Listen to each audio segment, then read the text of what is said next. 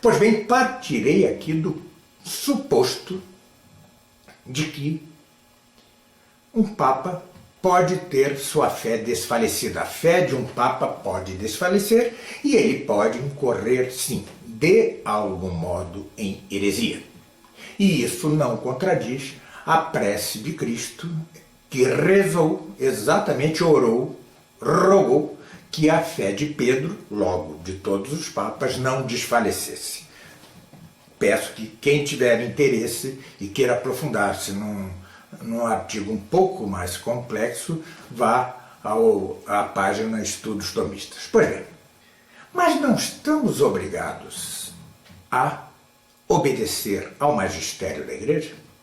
O magistério da Igreja não será infalível, porque, com efeito, Cristo não prometeu a assistência aos papas quanto à fé e aos costumes? Como é possível, então, que algum papa não obedeçamos a algum papa? Pois bem, para entendê-lo, comecemos por distinguir as diversas faces do magistério da Igreja. Magistério no sentido que já disse aqui. Pois bem, é de fé, desde o Concílio Vaticano I, que o Papa é infalível. Mas o Papa é infalível, segundo o mesmo decreto do Concílio Vaticano I. Ele é infalível sempre ou só algumas vezes? Pois bem, lerei as próprias palavras do concílio para que não restem dúvidas. Traduzirei direto do latim para ser mais preciso ainda. Trata-se da Constituição Dogmática Pastor Eterno, né, de 18 de julho de 1870. Né? Pois bem, em seu capítulo 4, o pontífice romano, quando fala ex cathedra, isto é, quando cumprindo seu cargo de pastor e doutor de todos os cristãos, define, por sua suprema autoridade apostólica, que 2. Uma doutrina sobre fé e costumes. 4. Deve ser sustentada, 3. Pela Igreja Universal, pela assistência divina que lhe foi prometida na pessoa do bem-aventurado Pedro. Goza daquela infalibilidade de que o Redentor Divino quis que sua Igreja fosse provida na definição da doutrina sobre a fé e os costumes. Essas são as chamadas 4 condições vaticanas. Vocês viram que eu enumerei. 1, 2, 3, 4. Só assim, quando se cumprem estas 4 condições, as chamadas 4 condições vaticanas, é que o Papa é infalível. Tem de ser matéria de fé e de costumes ou matéria conexa. Quem decide é o próprio Papa. Tem de ser imperiosa. Quando ele define algo imperioso, ele define desde sua cadeira, como pastor e doutor universal dos cristãos, ele define e impõe a todos os cristãos que devem acatar sua palavra, sua proclamação. É então que o magistério da Igreja é infalível.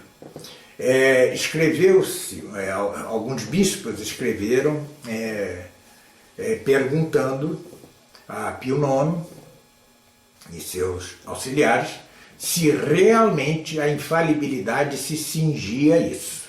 A resposta é positiva. Pois bem, mas não nos precipitemos. É preciso distinguir O Papa é uma pessoa. É preciso distinguir as diversas maneiras como ele se pronuncia.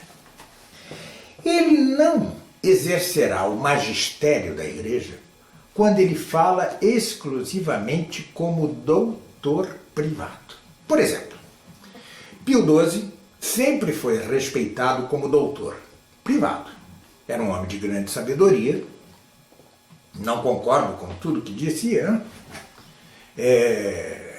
Até publicamente já expus algumas críticas, mas era um homem e é de ser respeitado por seu incalculável saber, sua incalculável sabedoria. Então, várias vezes, ele, como doutor privado, manifestou sua opinião sobre, por exemplo, quando ele afirma que é possível coadunar as provas da existência de Deus, segundo Santo Tomás de Aquino, com a física moderna. E, por exemplo, os zilhões de anos em que tem existência o universo. Ele não o diz como magistério da Igreja, ele o diz como doutor privado, ante uma academia de cientistas católicos, se não me falha a memória.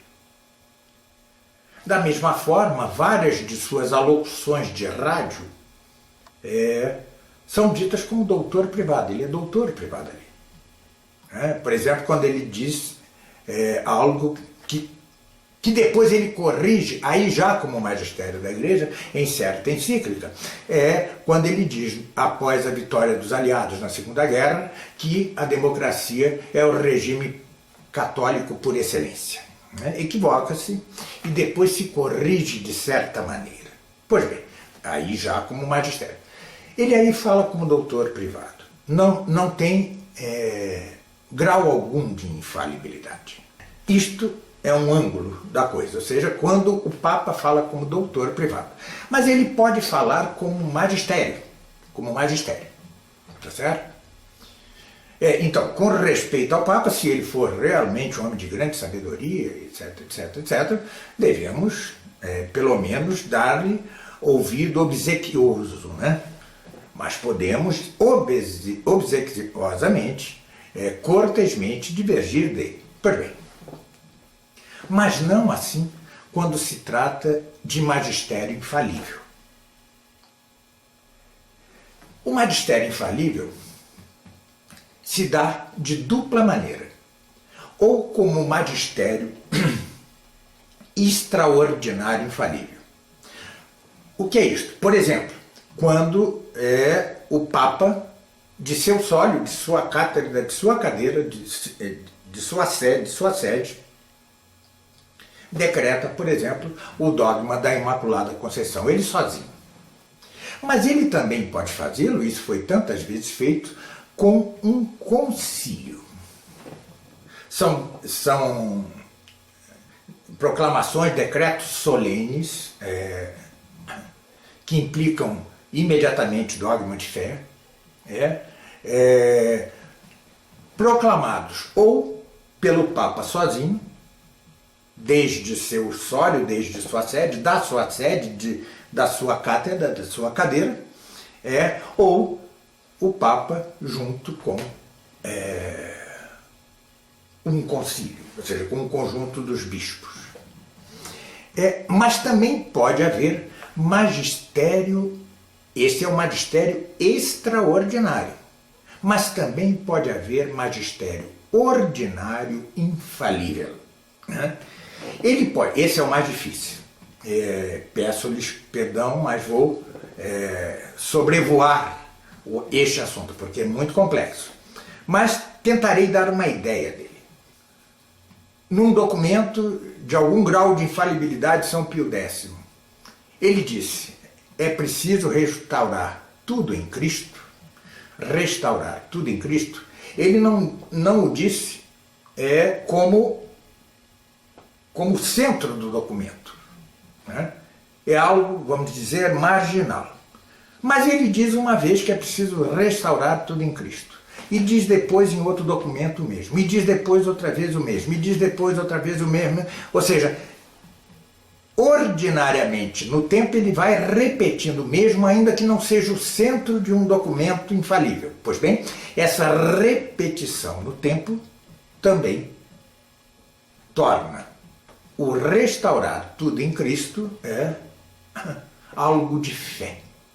Algo de fé. É o magistério ordinário infalível, não o extraordinário. O ordinário pode dar-se também de um papa a outro. Um papa diz uma coisa, o outro diz outra, embora não seja o centro de declarações solenes. Um diz uma coisa, o outro diz outra, mas diz com firmeza, né? Não diz com probabilidade. Quem sabe essa é uma proposta para debate. Não, diz com firmeza. Também poderia acontecer que no espaço, ou seja, este bispo aqui, aquele bispo ali, o papa acolá, todos proclamem algo não ao modo extraordinário, mas esta repetição de bispos no espaço, incluindo o papa, que naturalmente tem que estar sempre aí, torna este ponto de magistério infalível, ainda que ao modo ordinário. Em outras palavras, o modo ordinário é um modo análogo ao modo extraordinário. É análogo, mas é efetivamente infalível. Mas, além desses, há o chamado magistério meramente autêntico. Ou seja, os papas aí falam como papas, mas já não estão no campo da infalibilidade como nos outros. O que quer dizer? Neste caso, a infalibilidade não se identifica com uma certeza, mas com uma probabilidade. Quando se trata de magistério meramente autêntico, nós vamos da probabilidade mais alta a uma mera sugestão de discussão. Se, por exemplo, diz um papa em certo documento, como Bento XV, ao elogiar o poeta Dante, sua poesia, etc, etc. Bom, não vou entrar em detalhes. Pois bem, não se vê aí, nesse documento de Bento XV, nenhuma intenção de tratar, de impor algo como provável. Podemos subir um pouco na escala e aí um papa escrever, talvez seja assim, né? Parece que é assim. Veja, subimos um pouco mais, mas ele mesmo reconhece que ainda está no campo do talvez. Mas pode ser que no magistério meramente autêntico atinja-se um grau de alta probabilidade. Aquele grau que antecede exatamente a certeza científica. Mesmo nestes graus mais altos de probabilidade do magistério meramente autêntico, há assistência do Espírito Santo. Não é que ele ensine algo não certo, é que ele nos auxilia a nós como homens. E nós, homens, antes de chegar à certeza, passamos pela probabilidade, por graus cada vez mais altos de probabilidade. Este é o caminho da ciência, né? É como se houvesse várias trilhas até chegar ao cume da verdade, a perfeita, certa. Mas no meio do caminho uma trilha se mostra menos provável e vai se afastando deste cume, enquanto outra vai subindo para este cume. Pois bem, o Espírito Santo auxilia, assiste também nesta ascensão até o cume da certeza. Então, quando se trata disso, de probabilidade alta, ou mais ou menos alta, há diversos graus de assistência do Espírito Santo. Diversos graus de assistência do Espírito Santo. Por isso é que se diz que há diversos graus de infalibilidade aí. Pois bem, não nos cabe a nós, católicos, distinguir o que é certo e o que é muito provável no magistério da Igreja. Não temos nós, os fiéis, os próprios sacerdotes, não temos nós, luzes, nem devemos inquirir em cada caso se trata de certeza ou se trata de alta probabilidade, senão que, dado o caráter imperioso, imperativo, como pastor e doutor e como definidor com respeito a todos os cristãos, como se apresenta o Papa, isto nos é suficiente para curvar a cerviz, para que curvemos a cerviz ante algo que é infalível. Não questionemos nós o grau de infalibilidade. Pois bem, nestes casos, não acatar um Papa, o que diz um Papa, é pecado mortal. Altamente grave, porque pecado contra a fé. É a heresia. É a heresia. Já voltaremos a isso de heresia. Isto diz Belarmino, e é o que parece-me que os sedevacantistas em geral não querem reconhecer, isto diz Belarmino como hipótese extrema, porque na verdade ele considera improbabilíssimo que um Papa incorra em heresia. Acho improbabilíssimo. Tanto que é o primeiro a negar que Honório I, o Papa Honório I, tenha sido anatematizado não só por papas, mas por concílios sucessivos. Ele o nega. Por quê? Ele não quer crer, ele não crê, ou crê improbabilíssima a possibilidade de um Papa incorrer em heresia. Essa hipótese, então. Mas se houver esta remotíssima, então, ipso facto, ele deixa de ser Papa. E quem o julga? Quem lhe tira o mandato? Quem lhe tira o cargo de pastor e doutor dos cristãos? Jesus Cristo. O próprio Jesus Cristo. Essa é a tese conhecida como deposição, perda ipso facto do mandato de Papa de Belarmino e Soares, Francisco Soares, o jesuíta. Pois bem, é contra ela que se põe esta longa sequência de grandes doutores. Vejam, primeiro, negar que um Papa possa cair em heresia é negar uma evidência, e é o que faz Belarmino, depois do que aconteceu com Honório I, pelo menos. Se ele vivesse hoje, pois bem,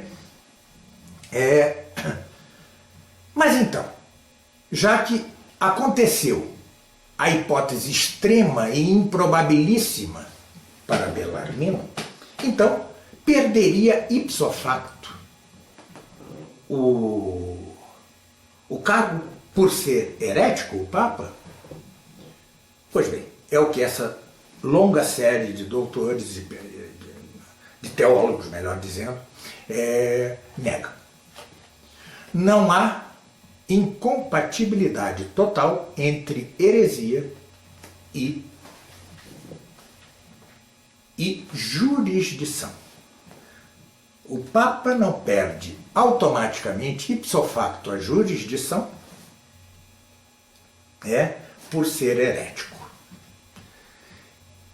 Vejamos como dizia Caetano. Quando se elege um Papa, e quem o faz são os cardeais reunidos dispõem a matéria para que Cristo insufle a autoridade ou a alma àquele que foi eleito pelos cardeais em conclave. É analogamente o que se dá com o homem. Posto o embrião pela junção de espermatozoides e óvulo, espermatozoide e óvulo, imediatamente Deus infunde a alma. É análogo, há uma analogia. Por isso é que há alguns sedevacantistas, chamados materialiter, que dizem que, pois bem, estes papas heréticos continuam materialmente papas, mas perderam porque Cristo, como dizia Belarmino, lhes tirou já a alma ou a autoridade. Isto é falso. Porque, assim como são homens da igreja, os cardeais reunidos em conclave, que dispõem dispõe a matéria para que Cristo lhe dê a forma, é preciso outra instância que indisponha esta forma, ou seja, indisponha este homem com o conjunto herético, que é Papa, com o conjunto, indisponha com o conjunto dos fiéis cristãos, por heresia, exatamente porque tem AIDS espiritual. E é então, quando se indispõe a matéria com respeito ao conjunto dos cristãos, que ele perde a autoridade. Assim como Cristo só lhe põe a alma ou autoridade quando um conclave dispõe o Papa materialmente, assim também ele só lhe tira a autoridade total, ele só lhe tira a autoridade quando um concílio indispõe, esta é a tese, um concílio indispõe a matéria com respeito à autoridade que foi posta por Cristo. Ou seja, trata-se de que um concílio não deponha um Papa, não é que ele deponha um Papa, mas ele indispõe aquela matéria que foi disposta pelo conclave. Esta tese é admirável. Naturalmente, há muito que discutir, não tenho tempo aqui, há muitos pontos que precisar. Isto foi pensado numa igreja intacta, de tal modo que se aparecesse um Honório I, como diria João de Santo Tomás, tanto os bispos ou um conjunto de bispos poderiam denunciar a um concílio um papa por heresia, como um governante, um imperador, um rei, poderia denunciar a um concílio um papa por heresia, como um grande número de fiéis também o poderia fazer. Caberia então, naturalmente, um julgamento sumário, um juízo sumário, para constatar a heresia e, portanto, este mesmo concílio indispor. Mas há dois problemas envolvidos aí. Um deixo para o final. Outro é o seguinte: esta tese se ergue no meio de uma igreja intacta. Hoje não. Não se trata de que tenhamos um papa herético, se trata de que tenhamos uma hierarquia inteira herética. O que quero dizer por herético, já vou dizer. É uma hierarquia, se não inteiramente, quase inteiramente herética. Se assim é, como essa mesma hierarquia seria aquela que poderia indispor o Papa herético, como denunciar a ela a heresia de um Papa? Impossível. Logo, esta tese caduca neste ponto, porque não temos hoje uma instância, algo jurisdicional que nos fosse ouvidos, que nos desse ouvidos a nós, a um governante, ao que fosse, a um conjunto de bispos, que nos desse ouvidos com respeito à heresia do Papa, porque ela mesma partilha desta heresia. Diz Cardeal Caetano, todos esses, que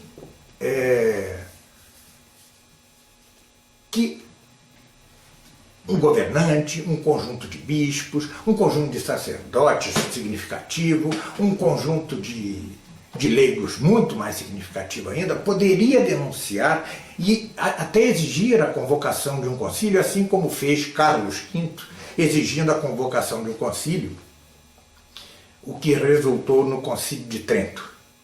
Para que o fizesse, eles já pré-julgariam o Papa. Claro, se denuncio o Papa por herético é porque o pré-julguei, embora não o tenha julgado em definitivo, mas já o pré-julguei.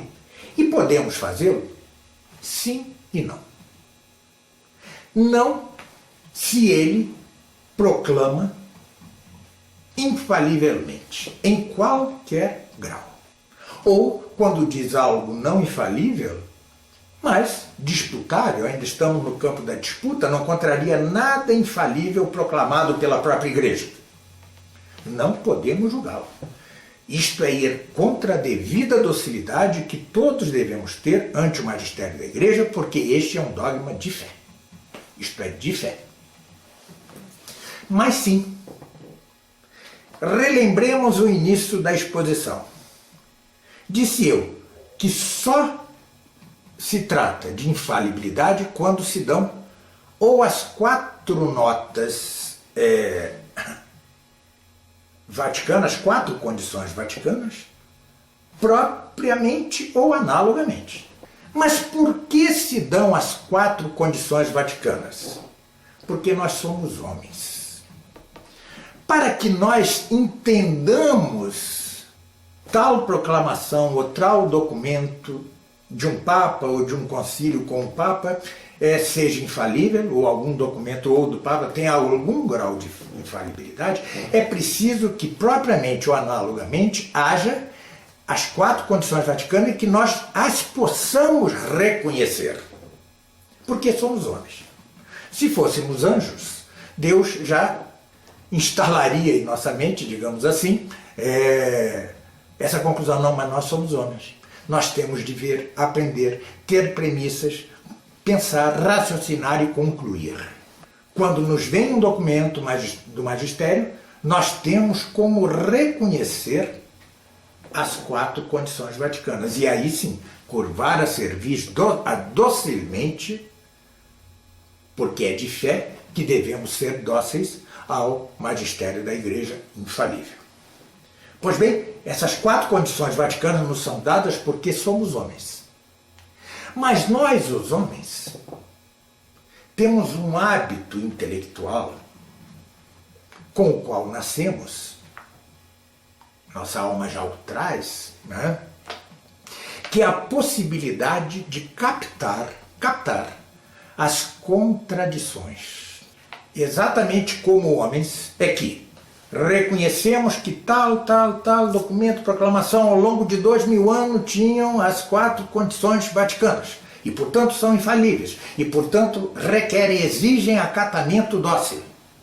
E vemos agora que certos documentos não só não têm as 4 condições vaticanas, senão que são contraditórios com aqueles que têm as 4 condições vaticanas. Então, como homens, somos obrigados, como homens, por nossa mesma natureza humana, que é uma semelhança divina, por nossa mesma semelhança, a captar o contraditório, não obedecê-lo e não obedecer a ele, e mais que isso, opor-nos, temos de nos opor, temos de opor-nos a ele. É humano.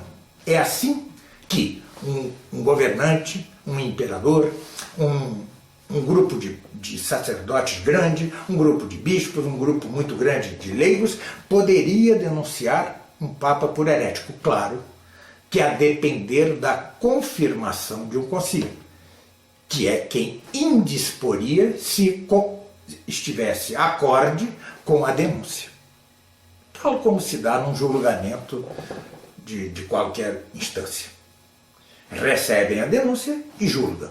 Claro que seu julgamento também é pelo princípio de contradição. Eles não vão julgar nada que um Papa tenha dito infalivelmente, mas eles vão constatar que aquele Papa herético diz coisas que são contraditórias com o proclamado infalivelmente pelo magistério anterior. Ou seja, uma coisa proscrita, como disse aqui já.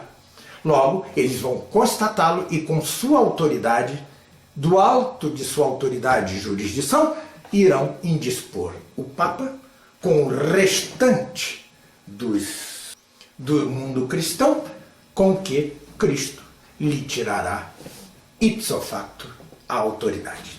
Responde-se assim a primeira das mais sérias objeções. A heresia é aquilo que contraria algo proclamado infalivelmente, ou que já foi claramente proscrito. Isso é o herético. Ponto. E neste sentido, os documentos Vaticano II são heréticos. O que proclamam esses papas é heresia, e não devemos temê-lo dizer. Se assim é, por certo ângulo, quem diz heresia é herético. Pois bem, vamos seguir aqui um pouco detidamente, não tem muito mais tempo, o Código de Direito Canônico. Com efeito, como arguem sempre o sede vacantista, né? O cânon 2314, né? No cânon está escrito que o herético incorre ipso facto em excomunhão. Mas leia-se o que se vem a seguir. Bom, antes de mais nada, permeia não só o Código de Direito Canônico, como a obra de Santo Tomás e dos grandes doutores, ou seja, a heresia é radicalmente incompatível com a jurisdição. Isso é um pressuposto teológico corretíssimo. Ouçam bem que digo, radicalmente. O que quer dizer radicalmente? De raiz. Pois bem, mas logo depois de que incorre ipso facto em excomunhão, se depois de 2 admoestações, coisa que já dizia aquela série de teólogos, né? É preciso 2 admoestações antes de se indispor um herético. Depois de 2 admoestações, ele não se corrige. Logo, é ipso facto depois das 2 admoestações, e mais que isso, depois da proclamação. É preciso a proclamação de que está excomulgado. Portanto, o herético que já perdeu de raiz sua jurisdição, ainda mantém esta mesma jurisdição precariamente. É o que chamo jurisdição precária. Ele já de raiz, incompativelmente, ele é incompatível com a jurisdição da igreja, porque, como dito, fé e heresia são incompatíveis. Mas ainda precisa de 2 admoestações e, finalmente, da proclamação. E mais que isso, como se lê aqui no Código de Direito 17, in extremis, ou seja, em artigo de morte, em caso de morte, pode um excomulgado dar a extrema-unção. Estou dando só um exemplo. Ou seja, ainda assim há um resto de jurisdição. Há vários casos, várias exceções, mas mais interessante é o que se leu pouco adiante no cânon 2318. Incorre ipso facto em excomunhão reservada de modo especial à sé apostólica os editores de livros apóstolos, etc. Ou seja, vejam que interessante. Incorre ipso facto em excomunhão estes cuja admoestação e proclamação de excomunhão, no entanto, são reservados à sé apostólica. Logo, este ipso facto tem que entender-se em duplo sentido, ou em triplo sentido. Ipso facto quer dizer ou automaticamente, ou em razão disso mesmo, por isso mesmo, por este fato mesmo, fato. Pelo fato mesmo da heresia, ele já incorre e em excomunhão, mas ele não, esta é a incompatibilidade de raiz de que falava, mas esta não é automática para efeitos jurídicos, senão que depende de 2 admoestações e, finalmente, de um julgamento. Ora, não há ninguém, como dito aqui, que seja hoje capaz de julgar estes papas heréticos. Então, eles são heréticos porque proclamam heresias. Mas não podemos ainda julgá-los excomungados. É a distinção que alguns querem fazer entre herético material e herético formal. Eu não gosto da distinção de todo, não do modo como se usa, mas podemos. Eles são heréticos com jurisdição precária. Eu acho até que eles são heréticos habituais. São 60 anos de repetição habitual das mesmas heresias conexas e proscritas. Mas eles têm uma jurisdição precária, um fio de jurisdição. Por quê? Porque não há nenhuma instância jurídica interna da igreja que possa, hoje, constatar sua heresia e indispô-la formalmente Porque depois de 2 admoestações, o herético torna-se pertinaz. E o pertinaz é, aí sim, ipso facto excomungado. Depois de 2 admoestações, é ipso facto excomungado e promulga-se de algum modo, vejam, às vezes a proclamação não precisa ser pública, mas proclama-se de algum modo esta excomunhão. Vamos concluir. Estes papas, há 60 anos, repetem heresias proscritas e conexas entre si. São um grupo que fez conscientemente, como partido político, uma revolução por dentro da igreja, o que Monsenhor Lefebvre chama o golpe de mestre de Satanás. Mas não há ninguém que seja capaz de indispor esta hierarquia, porque é a própria hierarquia que está envolvida, comprometida, empenhada nesta mesma heresia. Logo, não podemos dizê-los, conquanto podemos dizê-los, heréticos habituais e até em certo sentido contumazes, não podemos dizê-lo contumaz no sentido jurídico de que não acatar as 2 admoestações. E perdoem minha sinceridade, mas me parece pouco sério que vá um bispo para diante do Vaticano, como fez o Dom Tuque, o vietnamita, vá e proclame 2 vezes lá, admoeste 2 vezes e depois proclame a sede vacância. Depois Tuque deixou de ser sede vacante, eu acho, creio que sim. Pois bem, me parece, não é isto, né? Um bispo não tem autoridade, nem, não pode ter jurisdição, nem para indispor o Papa, nem muito menos os fiéis. Não podemos fazer nada, foi um golpe de mestre de Satanás. Somos todos vítimas deste golpe. Vejam que interessante, se leem as atas dos concílios em que se anatematizou Honório I, em nenhuma delas se disse retroativamente que a sede estava vacante. Porque tem de ser no ato, enquanto ele é Papa. É ali que ele tem de ser indisposto.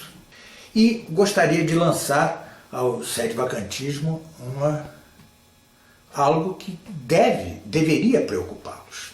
A igreja é uma sociedade. Naturalmente, a cabeça dessa sociedade é invisível, né? É Cristo. Mas Cristo delegou a Pedro o ser a cabeça, deu-lhe as chaves. Ele é o chefe visível da igreja. Pois bem, essa sociedade, como dizia Pio XII, é uma sociedade, de certo modo, também humana. A razão formal de uma sociedade é sua autoridade. Uma sociedade sem autoridade não é sociedade. Ora, se tivéssemos há 60 anos uma igreja sem autoridade, a igreja já não seria uma sociedade. O que contraria as palavras do próprio Cristo. Ou seja, e do Vaticano I, a perpetuidade da igreja até o fim dos tempos. Claro, estamos, como dizia Père Calmel, o grande dominicano, amigo de Dom Lefebvre, estamos vivendo a sexta-feira da paixão da igreja. O mistério da iniquidade, como diria São Paulo, está mais que nunca em ação entre nós e escandalosamente no atual papado. Mas, misteriosamente, permanece isso que chamo jurisdição precária. Mas, repita-se, como se trata, antes de tudo, de defender a fé, não nos misturemos a eles. Não nos misturemos a eles. Misturarmos-nos a eles implica que nos contagiemos de sua doença incurável, porque para Deus, mas de sua gravíssima doença espiritual, que tem representado a morte eterna para milhões de almas. Devemos fincar-nos com todas as dificuldades que isso implica, neste tempo que parece desenhar-se apocalipticamente, fincar-nos. Não barganhamos, não negociamos, não fazemos acordo com a fé. Se não o fazemos, não podemos fazer acordo nenhum com aqueles que são agentes do contraditório da fé. Logo, resistamos. Resistamos em nossa pequeneza, porque esta pequeneza é a defesa gigante, mais gigante que o universo, daquilo que é o nosso tesouro e que é a fé. Muito obrigado pela atenção. Espero ter contribuído de alguma maneira. Muito obrigado pela atenção e até qualquer outra hora.